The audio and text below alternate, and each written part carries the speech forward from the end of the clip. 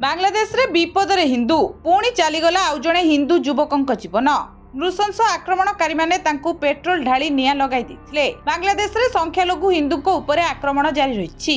आक्रमणकारीक द्वारा संप्रति होइतिबा आक्रमण रे गुरुतर आहत होइतिबा 50 वर्षीय हिंदू व्यवसायी खोकन चंद्र दास को हॉस्पिटल रे चिकित्साधीन अवस्था रे मृत्यु घटिछि। एही घटना बांग्लादेश रो हिंदू संप्रदाय मध्य रे गभीर भय सृष्टि करिछि।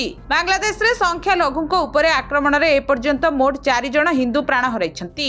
पूर्वरु दीपू दास, अमृत मंडल एवं विजेंद्र विश्वास समस्त हिंदू को अति निर्मम भावे हत्या करा जायतिला। पश्चिमबंग BJP social media site X रे पोस्ट करी कहिछि जे दीपू चंद्र दास को परे खोकन दास को एक इस्लामिक जनता आक्रमण करी निया लगाई देथिले। तांकर आघात जोगु आज सकाळे मृत्यु होइतिला, जहा संप्रदाय मध्य रे गभीर भय एवं क्रोध सृष्टि करिछि। निर्वाचन पूर्वरु बांग्लादेश रे संख्यालघुक सुरक्षा उपरे एही घटना गंभीर प्रश्न उठाइछि।